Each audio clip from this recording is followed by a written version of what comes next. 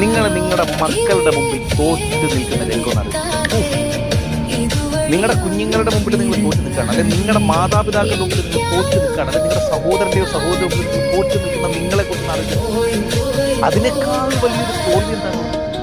കാരണം നിങ്ങളുടെ കുഞ്ഞുങ്ങൾ സ്വാഭാവികമായി നിങ്ങൾ എന്താണ് എന്നത് കണ്ടാണ് അവർ പറയുന്നത്. നിങ്ങളുടെ മാതാപിതാക്കൾ അവരുടെ വാർദ്ധക്യത്തിലേക്ക് സമാധാനമായിട്ട് പോകണമെങ്കിൽ നിങ്ങൾ വിജയിച്ചിട്ടുണ്ട് അല്ലേ? അതൊരു വാശിയായിട്ട് എടുക്കണം. നിങ്ങളുടെ കുഞ്ഞുങ്ങൾക്ക് നിങ്ങൾ നല്ലൊരു അമ്മയോ നല്ലൊരു അച്ഛനോ, നിങ്ങളുടെ മാതാപിതാക്കൾക്ക് നിങ്ങൾ ഏറ്റവും നല്ല അഭിമാനം ഉണ്ടാക്കുന്ന മക്കളാണ്. അതിനേക്കാൾ വലിയ മോട്ടിവേഷൻ വേറില്ല.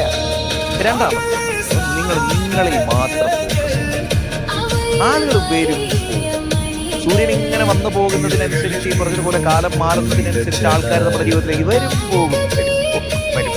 നിങ്ങളുടെ പ്രായം ഒരു 20 കഴിഞ്ഞ് 25 പോയി, അവിടെ 30 പോയി, പിന്നെ 35 പോയി, 40 45 എത്തുമ്പോൾ